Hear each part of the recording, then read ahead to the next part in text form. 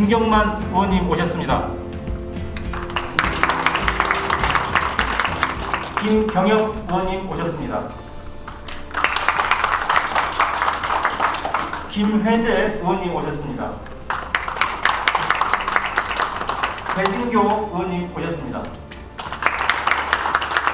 그동안의 포럼 추진 경과를 보고드리겠습니다. 21대 국회 개원과 함께 국회의원 연구단체인 국회 동북아 평화미래 포럼을 발족했습니다. 6월 17일 남북 공동연락사무소 폭파건으로 긴급 전문가 토론회를 실시하였으며 7월 14일 정전 협정 체결과 평화협정 체제로 전환을 위한 유인사 문제 토론회 긴급 전문가 간담회를 실시했습니다. 김홍걸 대표 의원의 인사말을 듣도록 하겠습니다.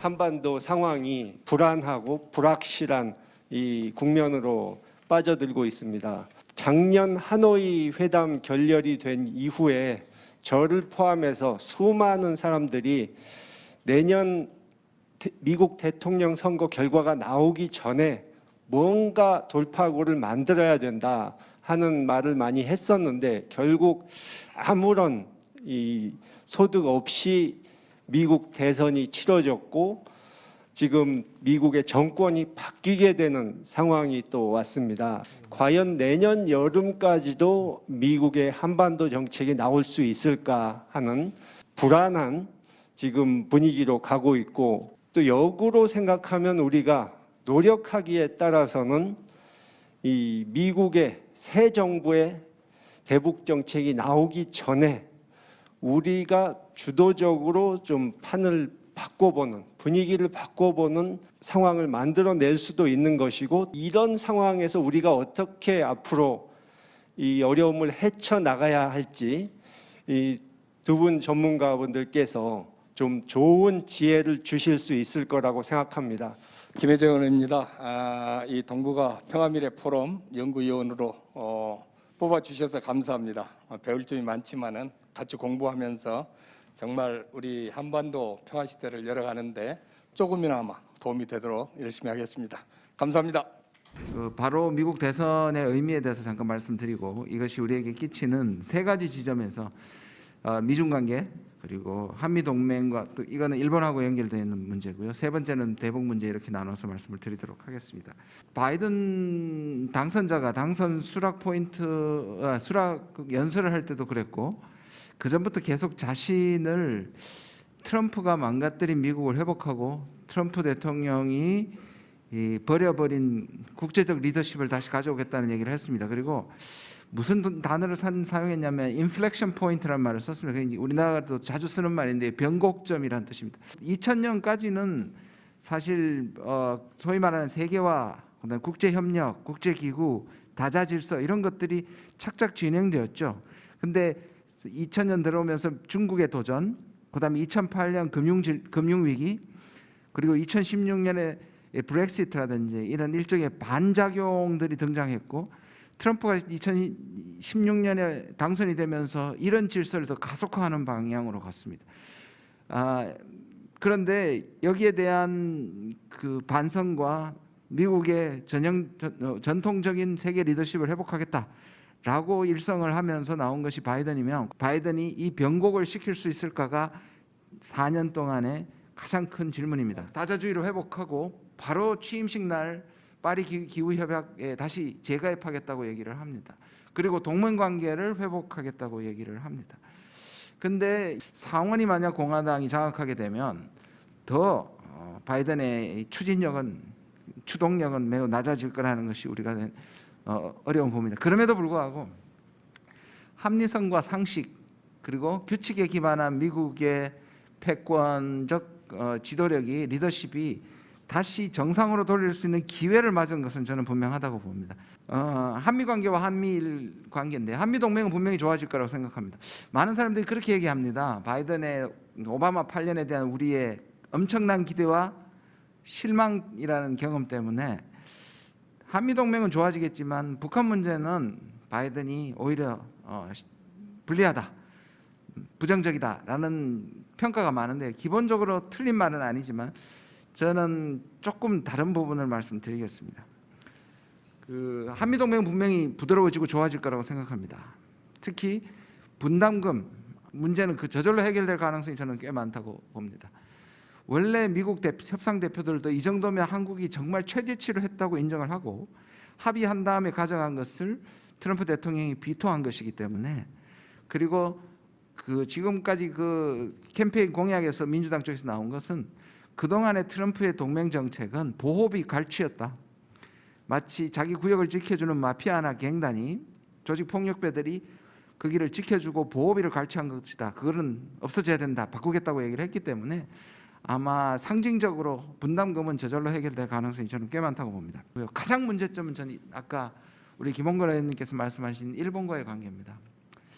오바마 8년은 우리한테는 상당한 충격이었죠. 수잔 라이스가 2014년에 한국인을 향해 가지고 과거만 바라보고 미래를 바라보지 못한다는 것이 민주당 정부의 대일 문제, 위안부 문제, 과거사 문제에 대한 전환점이었습니다. 일대 전환점이었습니다. 그렇게 본다면 미국의 전략가들의 목적은 한미일 군사동맹을 만들어서 또는 미사일 방어 체제를 만들어서 중국을 확실하게 제어하겠다는 것이 민주당의 목표라면 이런 요구가 우리한테는 훨씬 더 강한 요구로 다가올 가능성이 있고요. 한일 관계가 지금 출구가 없이 나빠지고 특히 일본의 자세가 한국이 항복하지 않는 한은 협상도 하지 않겠다는 게 지난 2년이었다면 미국이 중재에 적극적으로, 트럼프는 아예 중재를 하지 않았으니까요. 중재를 한다는 자체는 저는 긍정적이라고 봅니다. 그러나 그 중재가 자칫 일본과 공조해서 한국을 압박하는 거라면 우리한테 엄청난 도전이 될 수 있다고 저는 생각합니다. 그 부분에 대한 대책을 마련해야 된다고 생각하고요. 지난 30년 동안에 1998년에서 2000년 2년을 빼고는 민주당과 우리 진보 정부가 만난 적이 단 한 번도 없습니다. 그래서 98년은 지금과 굉장히 비슷했습니다. 98년에 제네바 94년에 합의가 흔들리고 그 다음에 경수로가 상하원에서 공화당이 반대를 해가지고 진척이 안 되니까 북한이 일본을 넘어가는 중거리 미사일, 노동 미사일을 쏘게 되고, 그걸 그래서 클린턴 대통령이 그동안의 온건 정책을 버리고 강경책으로 갈 시점이었습니다. 그때 임동원 그때 안보부 장관이죠. 그리고 김 대통령이 가셔서 클린턴을 설득시켰고, 클린턴 대통령이 그때 우리에게 한반도 문제의 운전석은 한국이다라는 말이 그때 나왔고요. 미국의 강경책을 누그뜨리고 한국이 주도했던 최초의 저는 유일한 기관이었다고 생각합니다. 그렇게 보면 지금도 저는 이 민주당 우리 정부가 시간의 손실도 막고 그다음 미국을 설득시킬 수 있는 절호의 기회를 삼아야 하고 오히려 적극적으로 미국을 움직여야 된다고 생각합니다. 이 부분들을 의원님들이 좀 주목하셔야 되는데요.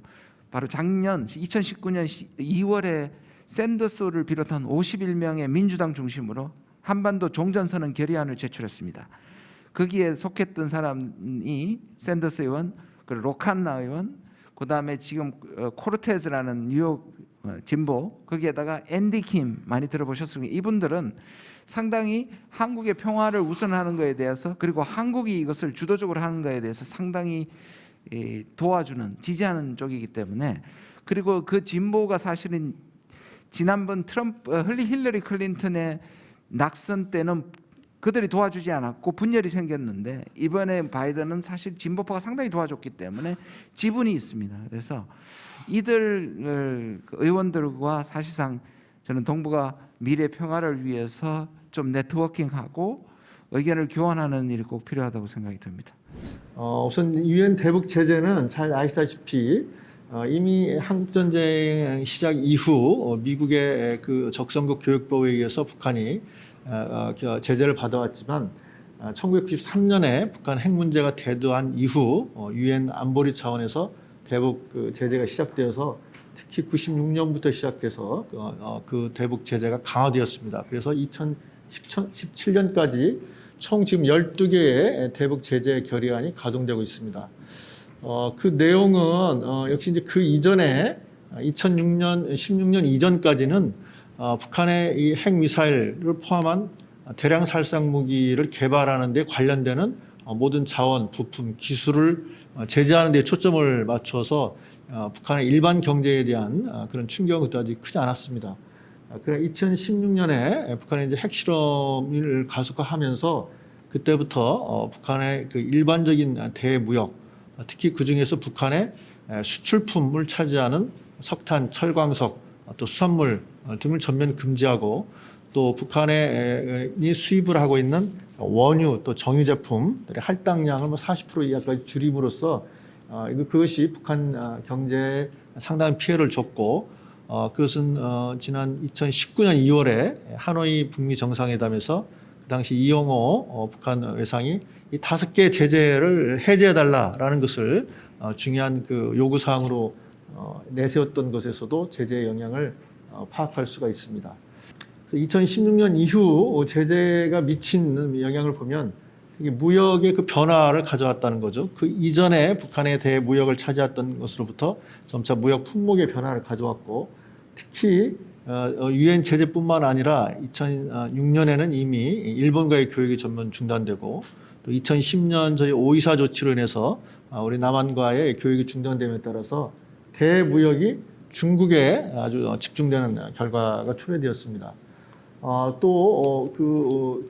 대북 제재를 피하기 위해서 북한이 이제 새로운 그런 우회하기 위한 수출 품목들을 발굴하는 그런 현상을 가져왔고 또 북중 간에 주로 경제 교류 협력이 이루어지고 있는 접경 지역에서의 그 교류 협력 사업의 주체 또 교류 협력 양상, 교류 협력 풍모 이런 것들이 이제 변화를 가져왔다는 거죠.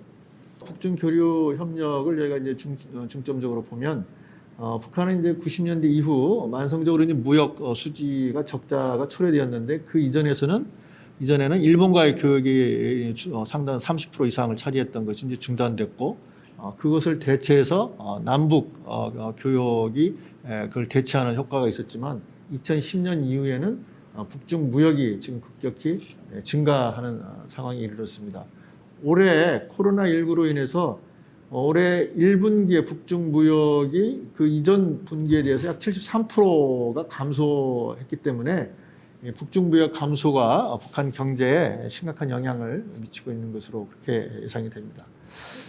그럼 이런 상황에서 한 가지는 이제 제가 정책적인 관점에서 봤을 때 내년 상반기 특히 1월 달로 예정되어 있는 8차 당대회에서 북한이 2019년 말에 제시했었던 새로운 길, 자력 갱생의 근거를 둔 어떤 새로운 그런 경제 발전 전략을 어떤 식으로 제기할 것인가 하는 게 이제 관심이 되고 있는데 북한의 지난 동안에 이런 삼중고에 대한 자신들의 그런 그 경험의 리뷰 그리고 대안의 모색 이런 것들이 이제 구체화된 형태로 나타날 것으로 보여집니다. 그래서 남북 교류 협력의 기본 방향을 보면 저희가 이제 문재인 정부가 출범한 이후 한반도 신경제 구상, 신한반도 체제와 같은 여러 가지 비전과 플랜을 가지고 남북 경제 협력을 이렇게 활성화시키려는 이제 구상을 가져왔었습니다. 그런데 그것이 어떻게 보면은 그 이전에 그 남북 경협이 활성화되었던 시대의 그런 비전과 계획들을 복원하려고 하는 그런 성격을 지닌 것들이 상당히 있었고 북한이 그동안 한 10년 이상 동안 상당히 변해왔다. 특히 김정은 시대에 들어와서 또 이 제재가 실시되고 있는 상황에서 북한의 이 경제적인 상황과 또 대무역 구조가 변해왔다는 상황을 우리가 그렇게 정책에 이렇게 잘 반영했느냐 거기에 대한 이제 좀 우리가 성찰할 부분이 있다고 생각됩니다.